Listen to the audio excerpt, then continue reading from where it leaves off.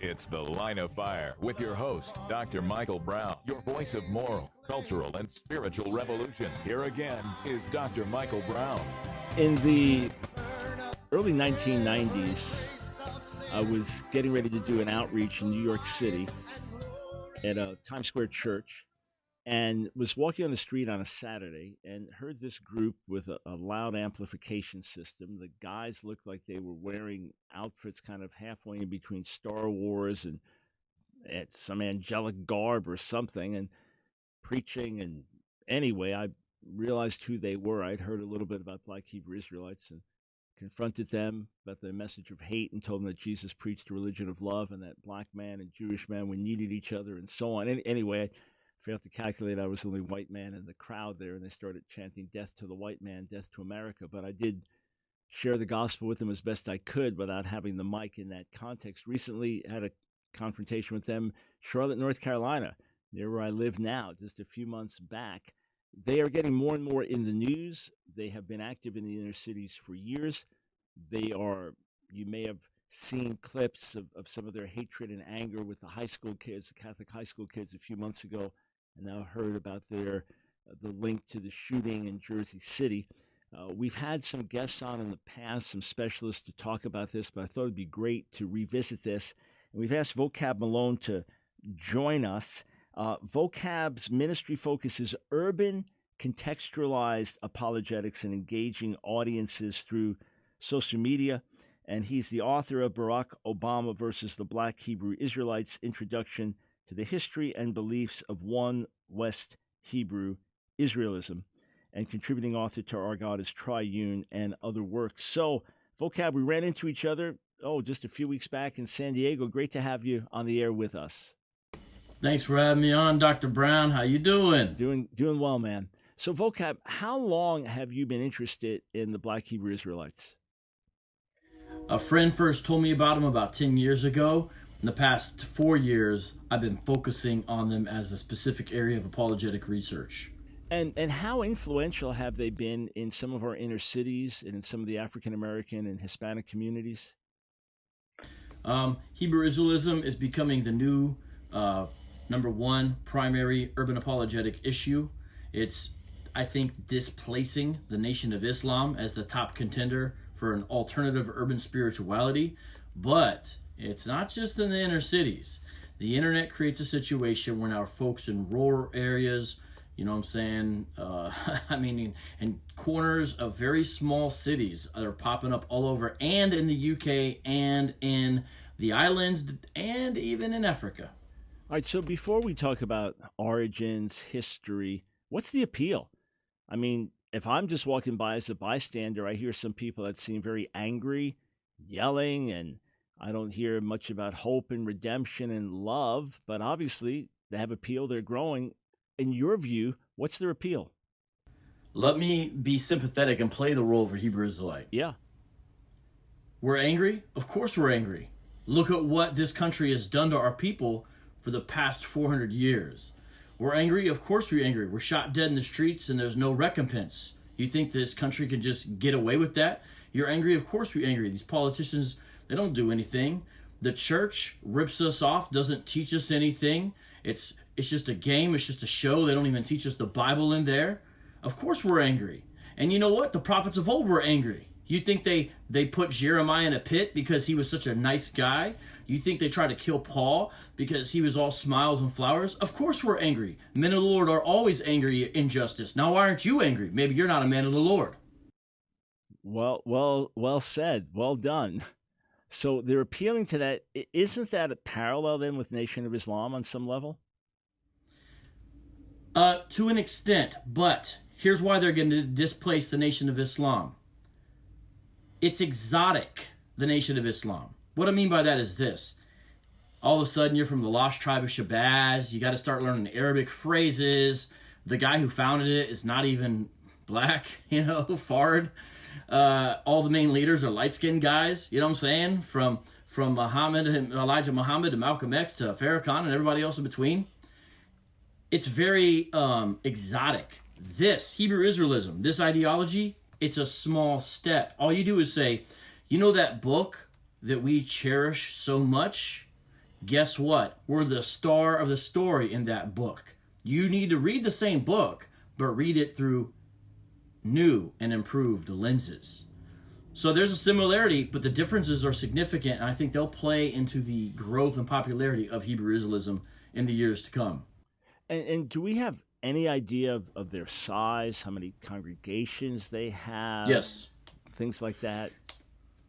Okay, so there's different types and stripes of Hebrew Israelites, like everybody knows. There's, on one end of the spectrum, essentially what are black Jews, and maybe they still at the same time hold to a Hebrew Israelite identity.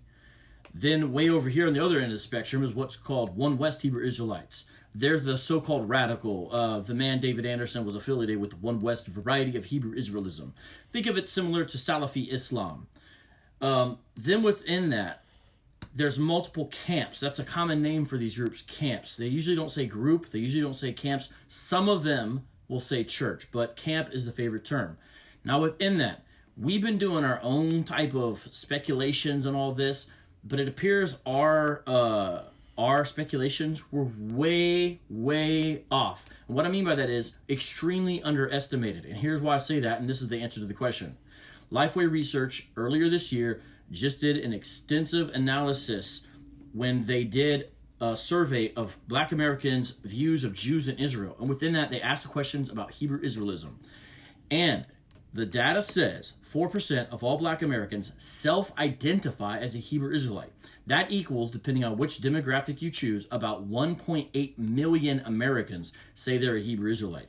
Not only that, almost 20% said they're sympathetic or agree with most of the doctrine. So it's way, way broader ideology if those numbers have anything to them. And Lifeway usually does good research. Lifeway does good research. And an article just came out by Razul Berry in Christianity Today called Knocking on My Jewish Neighbor's Door that's kind of a companion piece to that research. And he has a very interesting perspective being a black man living in Brooklyn right next to his Hasidic community. So that's an extensive acceptance of this ideology. All right, so before we get to obviously the apologetic answer and what God is doing and how best to reach Black Hebrew Israelites, let's talk about origins. You mentioned Black Jews. There are certainly Black Jews. I have friends who are Black Jews who are believers in Yeshua the Messiah. And then we know about Black Jewish communities. We know about Ethiopian Jews. We know about the Lemba tribe in Zimbabwe and different groups in Nigeria. So do Black Hebrew Israelites actually go back to Black Israelites legitimately in past history? Most modern-day Hebrew Israelites of the current strand, especially of the One West variety, don't think the Ethiopians are legitimate, but on the non-One Westers do. So there's great divergence in that. Some think all the Igbo and all the Ashanti are. Of course, from what I understand, the only one that has definitive DNA evidence and other factors as well is the Lemba. But the Lemba are not on the west coast of Africa, so they're really irrelevant to the equivalency thesis. The equivalency thesis, what I call it, is that basically if you came over to the Western Hemisphere on a ship, then you're actually an Israelite. That's the essence of it. So it's irrelevant.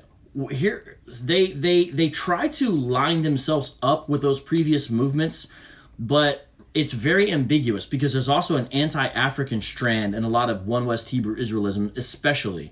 And what that means is they say those were Hamites. They sold us, Shemites, into slavery. And part of the reason they did it is because they're not even our brothers. So some of the One West style Hebrew Israelites believe that they're going to enslave Africans in the kingdom. Now remember, this is not all Hebrew Israelites, but the Covington kids situation in January, as well as the David Anderson, Jersey City, those are all One West style Hebrew Israelites. So those are kind of the guys making the news, basically. So yes and no. I could tell you more about their history specifically if you want. Yeah, well, let's talk about the history. We've talked about it some on the air, but it's been some years now, and you've been focused on it in your studies. So how does this begin as a sect in America? The best way to understand it is to go back to the year 1919. Now, there had been some movement before in which some pastors were saying this. Hey, you know those songs we've been singing, those spirituals? You know how we called Harriet Tubman Moses? That's not figurative, folks. That's literal. We are the Israelites. There had been some movement before, right after Reconstruction in the 1880s and 1890s. But it wasn't until 1919 that you see something come about in Harlem called the Commandment Keepers. The Commandment Keepers essentially practice a form of Black Judaism, but they kind of wanted it both ways. They basically said, yeah, these Jews over here are fake, but then they would still come sometimes work with them, sometimes copy some of their ceremonies, things like that. So it was a real strange relationship. Well, eventually, some members became unhappy with that. And they also said, maybe we should reconsider the New Testament. And so they brought the New Testament into their teachings and eventually left the Commandment Keepers. So after 1919, you add 50 years, you get 1969. That's the official beginning of what we call One West Hebrew Israelism. And it began by a man named Abba Bivens.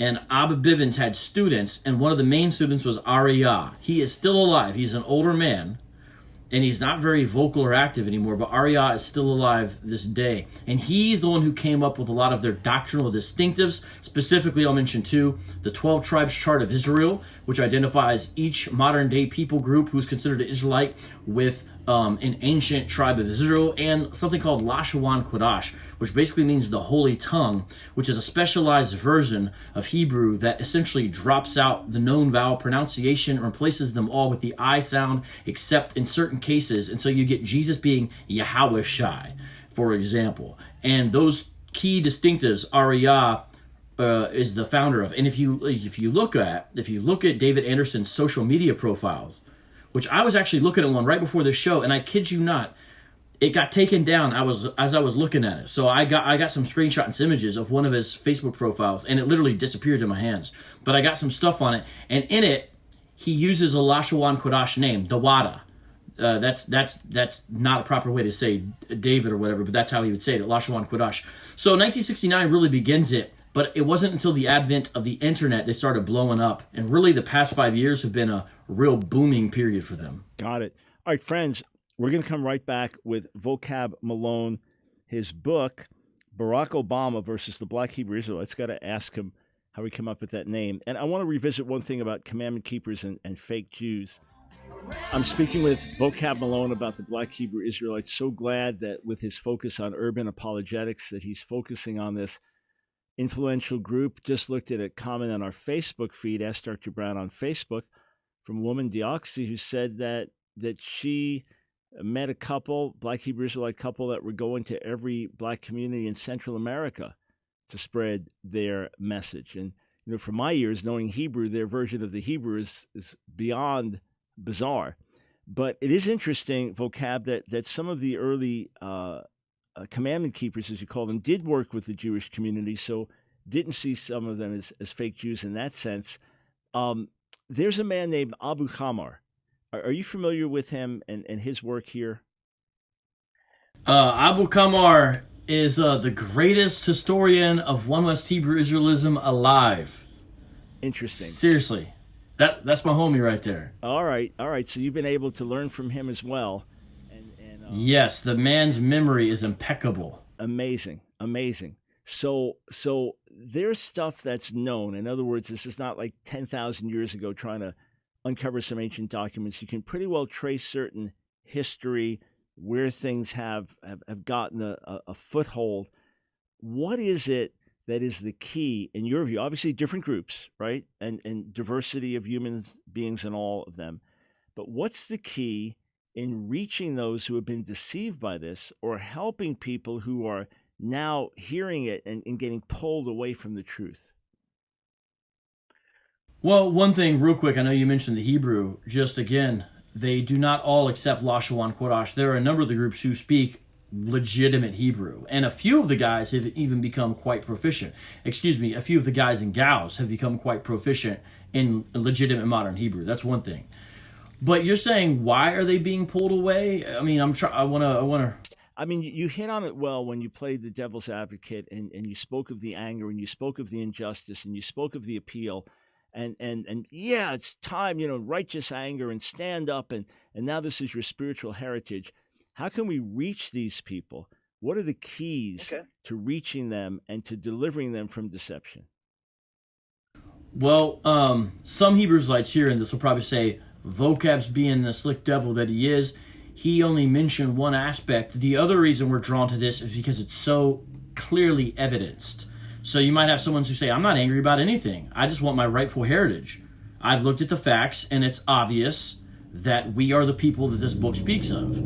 I'm sorry if you can't handle that, but God's in control, not you. So there are people who would have that and probably want to make that caveat in there. Pulling people out. A big part is on the proactive side.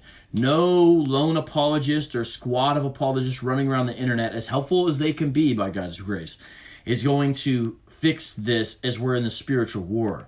It really is going to start in the churches, and that is going to take a few things, I believe. And one is there needs to be an awareness that this battle is even going on, because a lot of the churches are asleep at the wheel, especially in relationship to this fight. And I'll be honest, I encounter not only apathy, but sometimes from more mainstream churches, soft bigotry. And basically, that's the black church's problem. Not really worried about it. We do encounter some of this kind of stuff.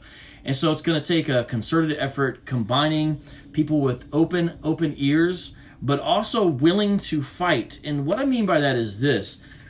If you deal with the so-called moderate Hebrew Israelites, they generally know how to be respectful. For the most part, they can be pretty cool. But the thing is, they're not all that exist out there. So if you get into this, you better have the thickest skin. And really what I mean by that is you need to be on game when it comes to displaying the fruit of the Spirit. Not that anyone's perfect. We're not saying that.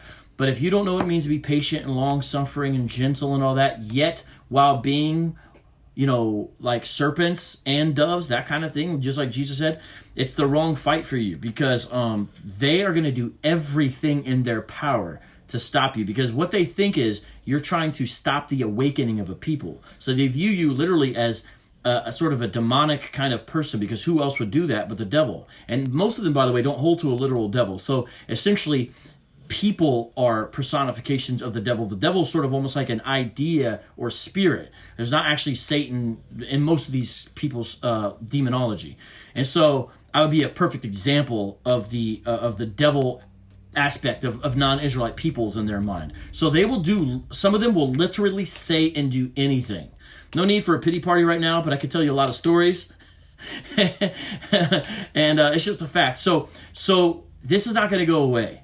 And making fun of them only, sometimes I think it's okay to ridicule silly beliefs, but that's not going to fix it either. We got to do the work of understanding the Old and New Testament better. We got to do the work of addressing social justice issues.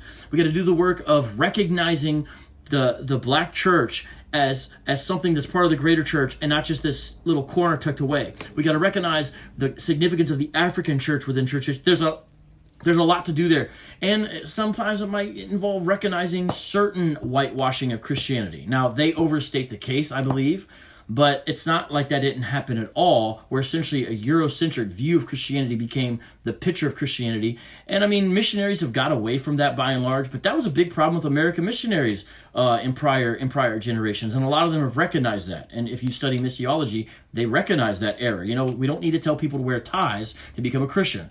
So there's a lot there. So we really are playing catch up, Dr. Brown. And if you would have an average white American Christian see a depiction of Jesus with his disciples, and they all looked black or African black, right? Your average white Christian think, that's wrong, that's not historical, and yet they wouldn't think that if they were all white.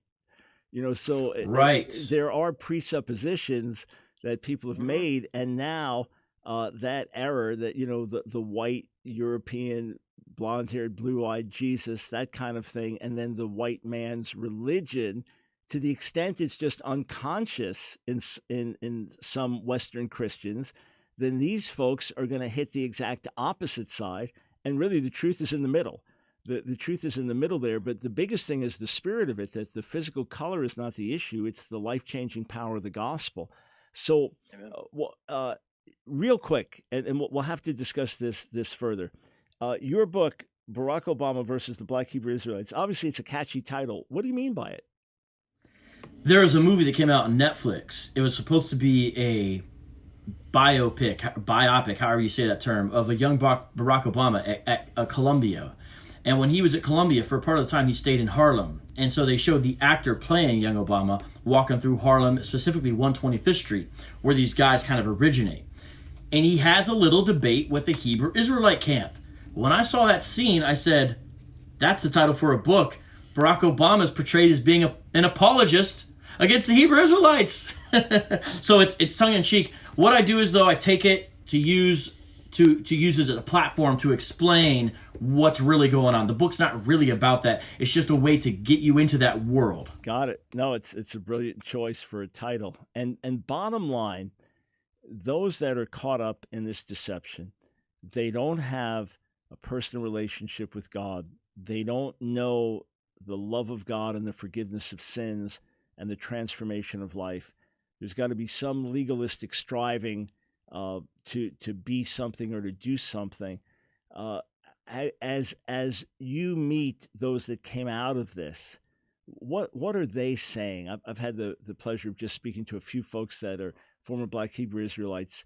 What is it that they say that they have now found in the Lord that they didn't have before? I had one guy tell me it was like my eyes woke up and I realized I was a bigot.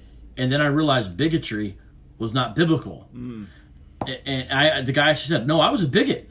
And the funny thing is, he said, before I was in Hebrew Israelism, I wasn't a bigot. I realized I had become one. I had people that have been raised in this, Dr. Brown, and they just thought it was the way you read the Bible. Like, that's just normal. And then a lot of them, you see them reading the Bible on their own. That's a big thing. They read the Bible more on their own without the kind of camp leaders over their shoulder. And the Spirit a lot of times uses that. And it's like, they describe it as like scales came off my eyes. It's like they were able to read the Bible. It's like the veil had been removed. Just like with the way Paul speaks of a lot of the Jews during that time and this time, I think. And I've heard a lot of them say that. The other thing real quick is, even though it sometimes is messy, when Christians challenge them. And sometimes the reason I say it's messy is because sometimes you've got to be a little bit of assertive to do it, or at least clever. It's very tricky. And I'm talking about even on the street. I had a guy say, a Christian came up, he was challenging us. I knew how to use the camp dynamic to shut him down verbally, but the stuff he said stuck in my head to the point where a year later I couldn't stop thinking of it. And that's what led me to this year-long trail of getting out of it. And now he's a wonderful young apologist himself. So never ever say, no one's going to reach those people or all that. That's man talking. That's what we think. That's why Jesus says, hey, all things are possible with God. Why do we think that way? Oh, no, we don't know. So go in there in the spirit and power of the Lord and see what's going to happen. And we're going to see more and more people come out of this. I'm working on an interview right now with a person who is the son of the offspring, I'll put it that way, the offspring of one of these these camps themselves. Grew up in the household of one of the leaders of one of these organizations. So it's happening. So we can't give up and realize the weapons of our warfare are not carnal. Yeah, absolutely. And look, those are people for whom Jesus died, for whom Yeshua died, just like anybody else. 48 years ago, when God's grace prevailed in my life and I said, I'll never put a needle in my arm again, the guy you were looking at there, long-haired hippie rock drummer, if you said he'd be a leading apologist reaching Jewish people with the gospel, yeah, right. So who knows God's plans for these that seem angry or hateful or just deceived and lost. So let's keep reaching out. Let's keep praying. And you never know what difference your prayers are going to make. Vocab, keep up the great work. Where's the best place for folks to connect with you online? YouTube. I'm going live tonight. I'm very active. YouTube.com/Vocab Malone. And I just dropped a video on David Wood's channel, Acts 17 Apologetics, explaining the 5 reasons for the shooting. All right. God bless. Follow Vocab Malone on YouTube.